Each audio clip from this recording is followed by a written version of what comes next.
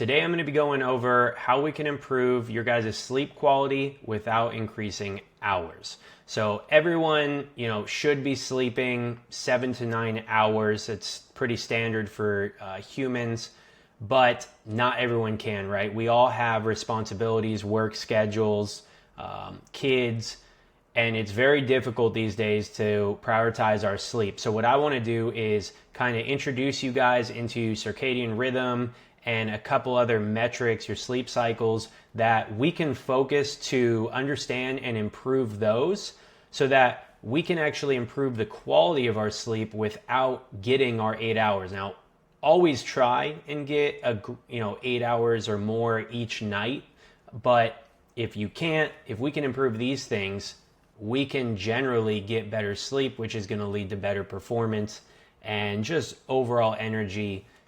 Sleep is a superpower if you can achieve great sleep. So let's dive into it. First, right, we have circadian rhythm right here. And so circadian rhythms are the physical, mental, and behavioral changes that occur in a 24-hour cycle in most living things. It's an internal clock that you regulate simply by consuming sunlight each morning and evening. Okay, so if we look over here, this is your body. We'll start at midnight, is on a biological clock that just every day it's continuing, and at a certain time of night you're getting your deepest sleep. We're regulating body temperature based on the time of day, cortisol, which is a hormone that makes you awake and alert, which is right here. You're going to get the highest point. We'll go into that. And then later in the day you're going to have kind of your best coordination, reaction time, highest strength. So someone like a professional athlete that their main focus is performance, they might actually practice and perform their sport based on the time of day to get everything out of their circadian rhythms. You have some more blood pressure regulation here, and then melatonin. This is the hormone that makes you tired at night. A lot of people supplement it. I'm sure you've heard of it. So circadian rhythms control the hormone release of cortisol and melatonin in a reoccurring cycle to help you wake up and fall asleep. It's important to maintain the same sleep schedule as best you can to match the release of these hormones. So if we look here, we have 6 a.m. Let's say someone is waking up right here, and that's because their cortisol earlier in that morning started to come up based on their circadian rhythm and their sleep schedule, so that when they wake up, this is what created the wakeness and the alertness. It woke them up if it wasn't for an alarm. And at a certain point in the morning, you're going to be at the peak of your cortisol levels. And that's where you shouldn't be needing caffeine, right? Naturally, we should feel awake and alert. And then as the day continues on and the circadian rhythm keeps going, you're going to start feeling tired. This is where, 12 p.m. afternoon, a lot of you will start consuming caffeine to get that supplementation of alertness. You want to feel awake, you're at work. So because that is starting to come down. Now at the same time here, our melatonin was at its lowest point because it's the end of our sleep cycle. And that's naturally going to start upregulating. It's going to come up and it's going to peak somewhere around after we go to sleep, most likely. This is an example. Everyone has a different sleep schedule. But when you start, this is what's making you tired at night, is that melatonin. And if you are kind of regulating your circadian rhythms by consuming sunlight in the morning or even in the evening, it's just basically recalculating your clock. So like in a watch, you might have to adjust the gears a little bit to make sure it's exactly the time that it is. You basically do that with just sunlight. Your retina takes in sunlight in the morning and it tells the brain this is, it's this time of day based on the light produced by the sun. Just another thing on that, depending on where you live, Seattle, it's very cloudy. The sun will penetrate, you just will need longer time. So it's assumed anywhere between 2 minutes if it's really sunny in the morning. Do not stare directly at the sun, just kind of get your eyes natural sunlight by looking outside. You don't want to do it through a window or sunglasses. it has to be directly outside. You will regulate your circadian rhythms, and you can do this every day. It's a great habit, but not everyone has that opportunity. So the earliest you can get outside, just get some sunlight. If it's cloudy, move towards more the 5 to 10 minutes. You'll get your circadian rhythm set, and it really doesn't take anything more than that. Another example of your guys' circadian rhythm as it pertains to the melatonin and the cortisol is, you see here, it's each day we have our melatonin going up and down, we have our cortisol.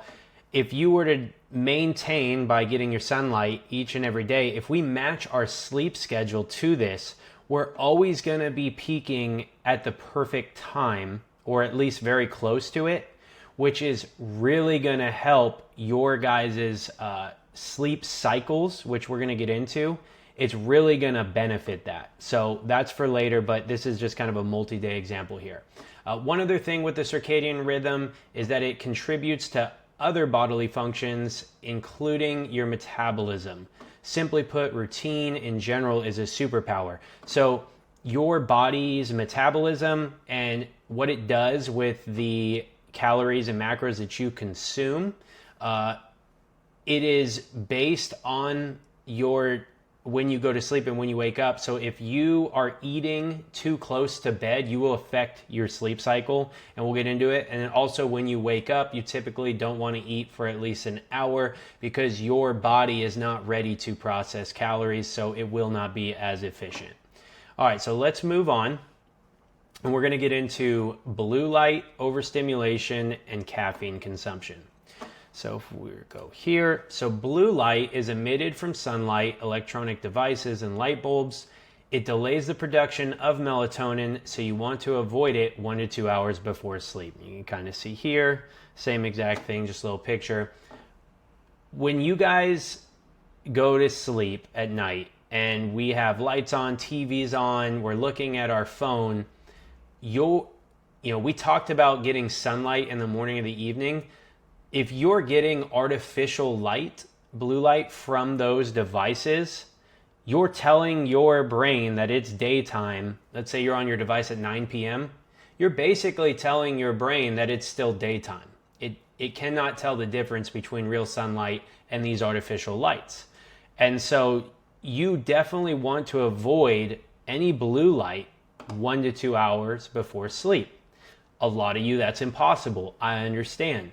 So what I do and what I recommend to you is, for those of you who cannot avoid that light before bed, you can get blue blocking glasses, and they'll be your best friend because they make it so easy. And it does work. I've tested it, and I'm going to show you how later in the video. And they're extremely cheap. If we look over here, I mean, there's so many different types, and you can get different colored ones, but I've gotten very cheap ones, and I've tested them with my devices, and it works really well, and I'll get into that. So these are your best friends. They're super cheap because it is very difficult in this day and age not to get artificial light before bed.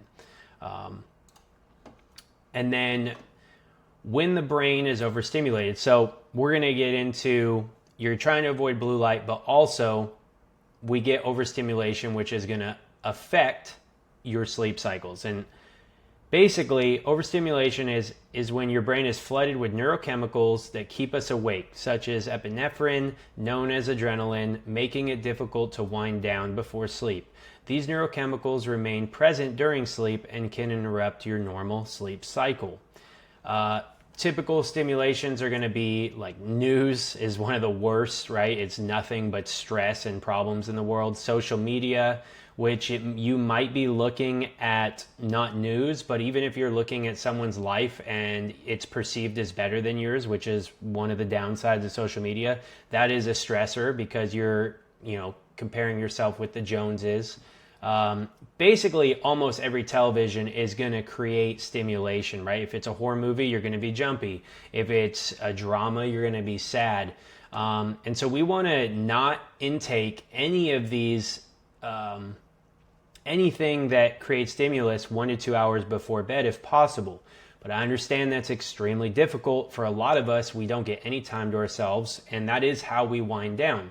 Now, you can definitely switch out the TV and social media with reading. That's actually extremely beneficial to you, and it will promote better sleep. But another way is, let's say you have your blue light blocking glasses on for an hour, 2 hours before bed. You're not getting that artificial light. And then on top of that, even if we do have to intake some television, because that's how we wind down, we have what are called binaural beats.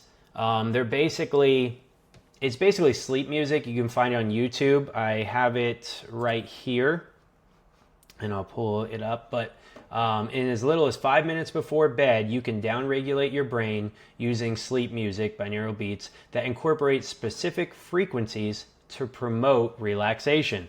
So I'm going to full size this. If we look here,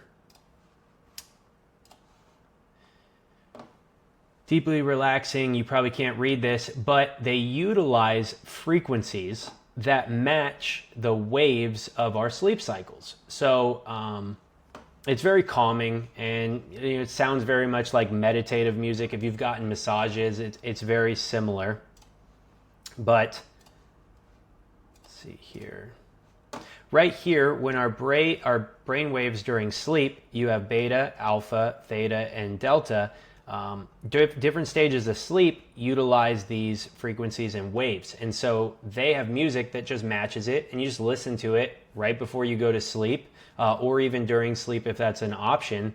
And that will help deregulate your brain, unstress it, and actually promote you getting those sleep cycles sooner. So when we get into sleep cycles, you'll understand that a little more, but very simple. Just listen to that, read a book, and you're gonna massively improve your sleep with that. So here's another for the blue light. If you're using your smartphone at night, it's emitting blue light. The blue light then suppresses melatonin, which is what makes you tired and what helps cycle through your sleep cycles. Your pineal gland can't produce the melatonin, and it can't regulate your sleep cycle. You're getting a lack of sleep, and it's just this vicious cycle of, even if you're getting 8 hours, you are massively disrupting your REM cycles, which you're gonna see, and you're basically just being very inefficient with the time. So you want to avoid those things. All right, and then we have caffeine has a disruptive effect on sleep, especially when consumed in the evening. Caffeine blocks adenosine receptors in the brain, which act as a homeostatic regulator of sleep. Caffeine has a half-life of up to 9.5 hours, so avoid consumption at least 8 hours before bed if possible. Basically, caffeine, it fills these receptors in the brain, and that adenosine is what also makes you tired and helps you fall asleep later. That's why around that afternoon time you start feeling tired, as not only your cortisol is coming down, but those receptors are starting to fill up with the adenosine. The caffeine fills those up and doesn't let that receptor pull in the adenosine, but it's going to block that and help you feel awake. Now, the problem is you don't want to do that too close to bed, because that caffeine is in those receptors and it can't then properly attach. Caffeine has a half-life. That just means how long it stays in your system. It does digest over time, so it may only be a small trace amount at that 9.5 hours, and everyone's different. That's why someone can take an energy drink and they are shaky and they just cannot handle the caffeine, and another person, it doesn't even affect them. That's a tolerance. But if you can just avoid caffeine 8 hours before bed, you're going to be looking really good. You don't have to worry about much more than that. And then lastly, like I talked about, digesting food disrupts your sleep cycle. So you want to avoid eating 2+ hours before bed if possible. I understand we have desserts and things like that, but everything I'm teaching you right now is not a all or nothing approach. The more we can do these things and the more over time we can improve, the better our sleep's going to be. And I'm going to get into your sleep cycles next. All right, sleep cycles. When you sleep, your body cycles through different stages. During these stages, the body and the brain perform essential functions such as You have memory consolidation, which helps with your learning and remembering information. Brain plasticity, which it helps the brain adapt to new input. Waste removal, which helps remove waste products from brain cells.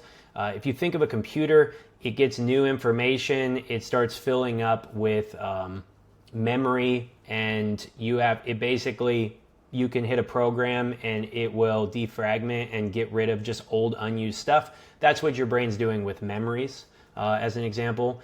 Body healing helps repair tissue, muscles, and generate new cell growth. This is extremely important if you are any form of athlete, or you're just trying to be healthy and work out and get stronger.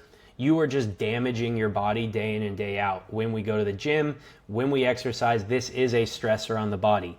If you are not getting adequate sleep cycles, you are not repairing the tissue that you are damaging, and therefore you are just working against yourself. Sleep is so important for that. You also have metabolic regulation, helps conserve metabolic energy. Sleep helps with how you metabolize food. Sleep is everything, and these sleep cycles are very important. So it's important to get adequate amounts of sleep of these sleep stages, and 8 to 9 hours of sleep does not guarantee that result. These sleep cycles can be tracked and monitored using wearable devices and smartwatches, Apple, Garmin, Samsung watches, Whoop Strap, Oura Ring, Fitbit. There's all kinds of them, and I'm gonna kind of go into that. So we're gonna go over, and here we have our stages of sleep and our sleep cycles. You have kind of your falling asleep. REM is rapid eye movement. And then you have kind of your light sleep cycle. You don't have eye movements. Your body temperature drops. We start producing sleep spindles in the brain, and it lasts about 25 minutes.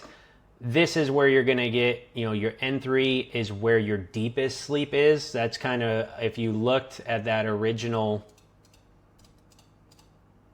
if we looked at the circadian rhythm, you kind of have your deepest point of sleep at a certain time of night. And so by having a regular sleep schedule, you want to match it to that. Deep sleep is very difficult to get a lot of for especially me, but a lot of people. And so in that deep sleep, right, you have your heart rate and breathing are at their slowest, no eye movements, body is fully relaxed, delta brain waves, kind of talked about that in the binaural beats, are present. Tissue repair and growth and cell regeneration and immune system. If you guys are lacking deep sleep, and this cycle is hard to get into if we're not doing these things to make sure that we have efficient sleep, I don't want to say you're wasting your time with sleep. All sleep is good, but for those of you who work out, for those of you who are feeling tired and lack energy each day, this deep sleep is everything for you. It should be your primary focus of working on getting deep sleep, because if you are getting that deep sleep, odds are you're hitting the other cycles, because you have to cycle through them to achieve it. And then you have the next stage over here, primary dreaming stage. Eye movements become rapid. Breathing and heart rate increases. Limb muscles become temporarily paralyzed. Brain activity is markedly increased. So as you can see, there's different cycles, and they're all important. Different things are happening at different cycles, and we want to get all of them, right? We want to be efficient in all areas of sleep, not just one or the other. So next we have, let's see here. We're going to go into the wearable devices. So, until you track some form, you really don't know what's happening with your sleep. So I highly recommend wearable devices for everyone. They're so great. This is the Whoop example. I'm going to show you full screen here so you guys can see it. You see you're awake. This is when you wake up in the middle of the night. Then you have light, which is one of the beginning stages. Here's that deep sleep. And then you have REM sleep. It's going to track these things. It's going to what's great about Whoop is amazing, but it's on the more expensive side because you can't just buy the device. It's going to help you understand what you're doing, and a lot of these apps will do that. It's going to help you optimize. So all the things that I'm teaching you in this video, it's going to help with that. And the only way you really know if you're getting the deep sleep and the core sleep is if you're tracking. in you actually know it. It's not so much about how you feel. So with that, I highly recommend that you guys use something, because basically, if you've seen my video on progressive overload is anything that you want to improve over time, right? And if we're not tracking our hours of deep sleep, we cannot therefore know if we're improving it. So by tracking it, we can see when we're doing these other things, right? If I'm wearing a wearable device and I start wearing blue light glasses, I know if it worked or not. Did my REM sleep improve? Did my deep sleep improve? And that's how I was telling you guys that I knew the blue light blockers worked, because I actually physically tracked and saw those metrics improve because of that. You can, I have a cheat night on Saturday nights. That's when I have my dessert for the week for working hard, and I eat it late at night a lot of times, and I can see the next day that my sleep was definitely not as good as my normal routine sleep schedule. When I go to bed late and I don't match my melatonin and my cortisol, I'm more tired in the day. I don't fall asleep as easy. If I have caffeine late, I can see all those shifts in my sleep cycles here. They're tracked and I can see the difference, and it's very motivating. When you can see improvement, when you guys see progress, it's very motivating for you. So you're going to want to keep improving it. It's like a game, like a video game basically, and it becomes a lot of fun. But obviously you don't want to get overwhelmed and go beat yourself up about not being perfect. It's all about improving over time. All right, another way that we can massively improve our sleep cycles is with some supplementation. Now, disclaimer, I'm not a medical doctor. I am not giving any medical supplement nutritional advice. You guys have to consult with a professional before using any supplements listed. This is just information for you to make your own decisions based on what you and your healthcare provider decide is right for you. I'm not telling you to take these things or how much. This is just what I use and that I've researched that have been very beneficial, and I definitely see an improvement in my sleep cycles when I supplement these products. So over here we have magnesium. You have glycinate and chelated, or two different types of it.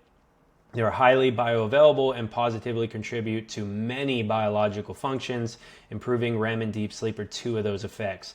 A recommended dose in general, and usually on the back of the bottle, is 400 to 1,000 milligrams, 30 to 60 minutes before bed.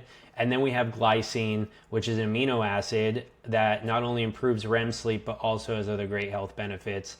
The recommended dose is 5 grams, 30 to 60 minutes before bed. These are very relatively cheap. Magnesium is a super supplement. It benefits you in so many ways, and they say 50% of Americans are deficient in it. I recommend using bulk supplements. It is a great company. It's third-party tested. It's fair priced. You can get unflavored. So I actually get chamomile tea. Because that also helps my sleep cycles, and I just put the glycine in there and the magnesium in a powdered form, and I drink it. It has no taste. It calms me, it's soothing, and it massively improves my sleep. So that's pretty much everything. We're going to get into putting it all together, right? I gave you a lot of information, and I'm just going to give you a very simplified version of what you can do. And if you track with some form of wearable device, you guys are going to see a massive improvement. You're going to feel better. Your performance is going to vastly improve. Recovery is everything for strength training, and it's very underutilized, and sleep is the number one thing for almost every aspect of feeling good and being healthy. So first, get outside 2 to 10 minutes most mornings. Like I said, based on sunlight, if it's super bright, 2 minutes. You're going to regulate your circadian rhythms. If it's cloudy, try and stay out there 10 minutes. Going on a morning walk is an amazing way to start the day and get that sunlight. You're going to want to maintain a consistent sleep schedule, right? Just the closer you can go to bed and wake up at the same time, and you're setting your circadian rhythm, you're going to be set up for success in your sleep cycles. You're going to naturally feel tired, and you're going to naturally feel awake, meaning you don't need that caffeine as much. So it's great. Avoid caffeine 8+ hours before bed if you can. Anything down, 6 hours, 7 hours. The further away you are from bed, the better. Very simple. Avoid blue light 1 to 2 hours before bed. If you can't do that, blue light blockers, amazing tool, very simple. You're going to avoid stressors 1 to 2 hours before bed. Try not to watch the news. Try not to be on social media. If you do watch TV, try and watch something that you've seen many times. It's very calming. I used to watch Planet Earth before bed, and it used to put me to sleep so fast. It was like a little trick I did. Avoid food 1 to 2 hours before bed. We want to be fasting because digesting food will stop our body. It's stopping production of melatonin. Basically your body is awake even though your brain's asleep because it's digesting that food. So just try not to eat before bed. Go to bed as stress-free as possible and utilize a wearable device and supplements to track and improve your sleep. If you do these things, it takes no time. It's simply a discipline. It doesn't take away from your day. You can still live basically the same life for the most part and get so much better sleep for the time that you can put in. And that's everything. I hope this was super helpful for you guys. And comment if you try these things. I would love to hear from you if you had an improvement in your sleep. And I'll answer any questions in there as well. All right, thanks guys.